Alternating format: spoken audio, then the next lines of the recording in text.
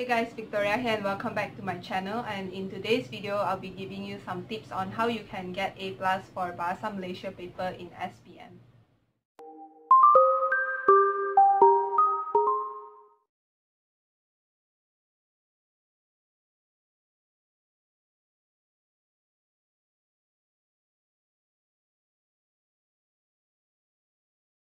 So I'll be going through the entire format of the paper and then I'll be giving tips along the way. So we'll start with paper 1. In paper 1 we have sections A and B and it is to be done in 2 hours and 15 minutes. For section A, you have to write an essay within 200 and 250 words based on the material given. So a bahan rangsangan will be given and you're supposed to be writing an essay based on that. So it's best not to exceed the word limit. You don't have to write too long since it's only for 30 marks. For the material, they can either give you some pictures or some EC that you can use. So if you are given some pictures, then it's best if you just try to relate the pictures into your karangan. Like let's say the title of your karangan is vandalism and a telephone booth is given. So you just briefly mention as an example the telephone booth. And then if EC is given to you, then make sure that you use all the EC given. And then next is karangan bahagian B, which is the long essay that you have to write, and you have to choose one question out of the 5 questions that you are given, and they are all according to dimensi. So that's diri, keluarga, masyarakat. I've talked about this before in my karangan video, but yeah, this karangan is very important as usually this karangan is the one which will determine whether you can get that A+ or not. It all depends on this karangan because it contributes a total of 100 marks. And my teacher once told me that the deciding factor is that for karangan, you have to get at least 90 marks and above in order to get A+ for Bahasa Malaysia paper. So utilize the time that you have to write as much as you can, not just as much but as well as you can. Another very important criteria to get high marks for karangan is quotes by famous people and also peribahasa. So I already have videos with quotes by famous people and peribahasa which I like to use and which can be commonly used in most karangan. So I'll leave links in the description box below so you can watch that if you haven't already. I think that it's really time to start memorizing some peribahasa and also some quotes by famous people so that you can include them. And one of the most important things when it comes to writing karangan is to make sure that you don't go out of topic. So make sure that you choose your question really carefully, and then like once you start writing, just reread that question again to make sure that you don't go out of topic, because you'll get like 3 marks out of 100 if you go out of topic. So make sure that you choose your question carefully and reread the questions a few times. And before you actually start writing your karangan, you have to briefly list down the EC that you have.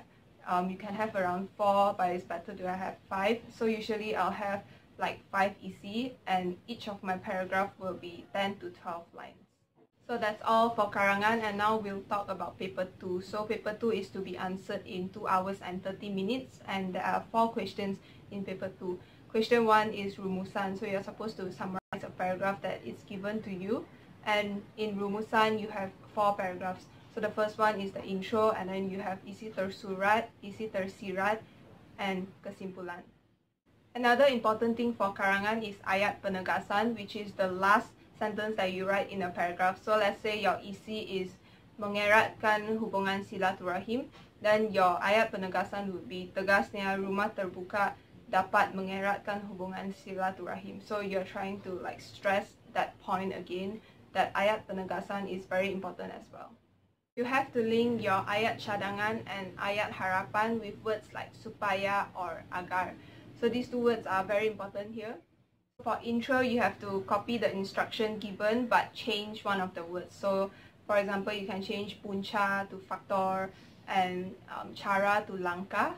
And then for isi tersurat, you need to have 6 isi tersurat. So you have to read through the paragraph and then highlight 6 isi and then transfer them down below. And then you would need 2 isi tersirat. And lastly, you have the kesimpulan. So the kesimpulan must be a combination of ayat cadangan and also ayat harapan. So in this kesimpulan, you have the ayat cadangan and also ayat harapan linked by the word supaya or agar.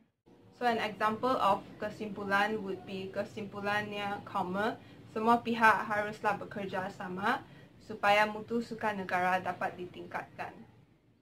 So next is question 2. Question 2 is on pemahaman and it contributes 30 marks. And this is on Comsas. And a lot of people have actually asked me if I read the entire Comsas textbook, and the answer is no. I did read the novel that we are assigned 2 times, but I didn't read the entire Comsas textbook. Like, I tried, but I just couldn't. So I read the reference book instead. But usually this is not much of a problem because, like, in a question, we have around 3 parts. And the first part usually will be on the maksud of the frasa given or of the words given. So you're supposed to translate the meaning. And usually I can't get the full 2 marks for that. And then we have the second question. The second question is usually from the paragraph or the text that you're given. So you're just going to extract the answers from there. So you have no problem scoring full mark for that. And the third part is usually on K-part. So for K-part, you can just write based on your knowledge. And then below your rumusan, you have to write down your number of words, and the maximum that you can go is 1 to 5. It's best to have 1 to 0. And don't try to cheat your teacher by like writing less words, because the examiner is actually going to count word by word. So write the actual word count, try to make it below 1 to 5 if possible, because after 1 to 5, the examiner will just put a cut there and they won't read beyond that line. So make sure that it's within the word limit, either 1 to 0 or 1 to 5. Question 3 is on pengetahuan dan kemahiran bahasa, and it contributes a total of 30 marks. And the first question, you'll be given a set of words that you have to construct sentences for. And the sentences don't have to be very long, but it has to show that you know the meaning of the word. So if you don't have the time to go through the text and if you don't know what it means, you'll be losing like 2 marks. But you know, I'm not discouraging you from reading the Comsas textbook. Definitely do that if you can, but you know, priorities, you have a lot of things to read. Read the reference books, try to get the gist of it, and yeah. And so when you're preparing the list of peribahasa that you want to use for your karangan, you're actually preparing yourself for this section as well. So kill 2 birds with 1 stone. For the third and fourth part in this question, you have to identify the errors given in the questions. And to be good at this part, you need a lot of practice. There's like no shortcut to this. You really need to do a lot of practice. But for the fifth question is on peribahasa. And sometimes you'll be given a peribahasa and you'll be asked to construct sentences for it. Either that, or they can give you a peribahasa and you'll be asked to write the meaning of the peribahasa, in which you should write detailed and clear meaning for the peribahasa.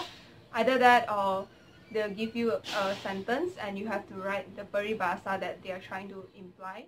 But basically for a novel, really try to avoid any grammatical mistakes so that you do not lose marks from that. And then at last, we have question 4, which is on novel, and it contributes a total of 15 marks.